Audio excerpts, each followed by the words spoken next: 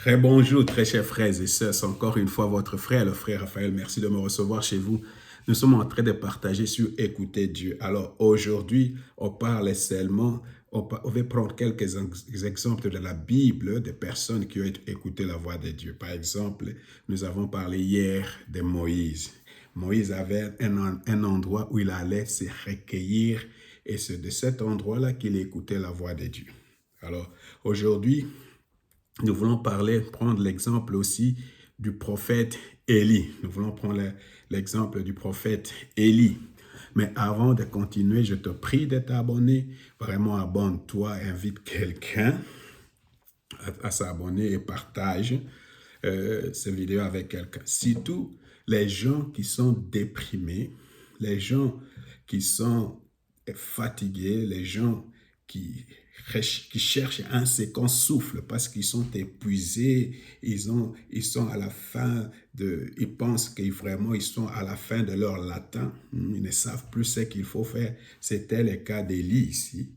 Élie, après avoir expérimenté quelque chose d'extraordinaire, le feu est tombé du ciel et ça a consumé l'offrande. C'est vrai, c'était un miracle extraordinaire et tout à coup, il y avait de la pression. La femme d'Arabe voulait le tuer, tout ça. Je vais te tuer. Tout à coup, il était vraiment débordé. Il était déprimé. Il voulait même se tuer. Et peut-être toi aussi, tu es dans cet état, frère. Toi aussi, tu es dans cet état, ma soeur, où tu ne sais plus ce qu'il faut faire et tu penses même à prendre ta vie. Tu es vraiment au bout. Tu te dis, je suis au bout. Ça, c'est pour toi. Les gens qui sont dans la condition, il n'y a plus d'espoir. Ça, c'est pour toi.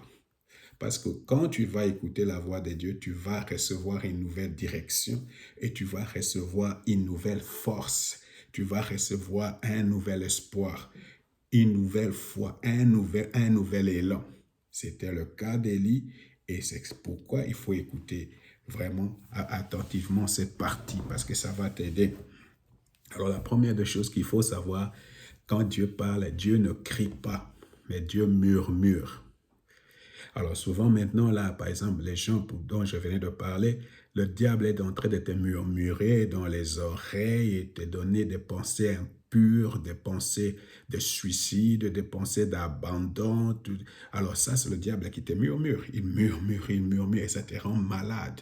Mais tu dois, au nom de Jésus, vraiment prendre autorité sur ces murmures et faire place au murmure des dieux, faire place à la foi, à la voix des dieux.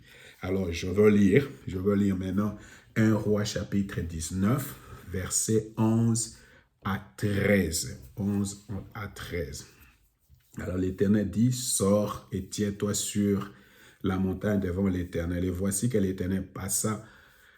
Un grand vent violent déchirait les montagnes et brisait les rochers devant l'Éternel.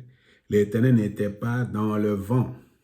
Après le vent, ce fut un grand tremblement de terre. L'Éternel n'était pas dans le tremblement de terre. Après le tremblement de terre, un feu. L'Éternel n'était pas dans le feu. Enfin, après le feu, un son doux et subtil. La voix de Dieu, c'est un son doux et subtil. Le verset 12b. Quand Élie attendit, ce n'était pas le vent, ni les tremblements de terre, mais les murmures doux et subtils.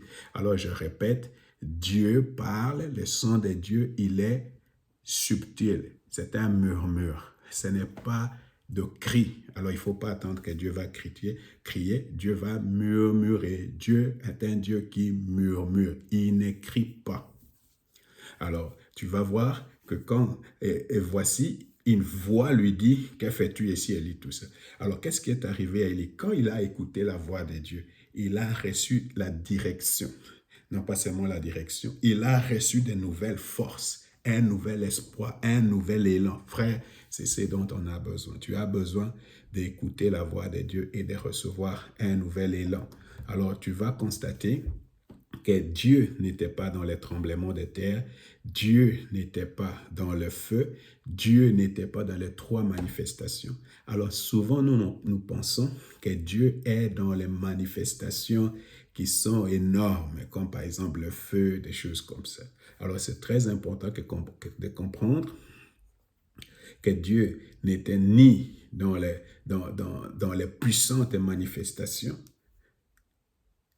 mais plutôt dans les murmures. Dans les murmures. Alors c'est pour cette raison, il faut écouter la voix de Dieu parce que ça va te donner une nouvelle direction, ça va te donner un nouvel élan, de nouvelles forces, ça va te donner un nouvel espoir, ça va t'ouvrir et tu vas voir les choses vont changer. Alors il faut prier avec moi à cette prière. Seigneur, je suis fatigué, je suis essoufflé et je ne sais plus qu'est-ce qu'il faut, je ne sais plus pour la prochaine étape pour moi, mon Église, ma famille. Père, je te prie de me donner la direction. Encore une fois, Père, je te prie de me donner la direction. Aide-moi à comprendre que tu n'es pas toujours dans de puissantes manifestations, mais tu es plutôt dans les murmures. Tu ne cries pas, mais tu murmures doucement. Père, aide-moi à comprendre que tu n'es pas toujours dans les puissantes manifestations, que tu es beaucoup plus présent dans les silences. Merci parce que tu n'écris pas, tu murmures doucement. Aide-moi à trouver ce silence dans mon esprit, afin que je puisse attendre tes doux murmures. Au nom de Jésus, nous prions. Merci Seigneur Jésus. Amen. Voilà frère, Dieu n'est pas toujours dans les grandes manifestations. Il est dans les murmures. Que le Seigneur vous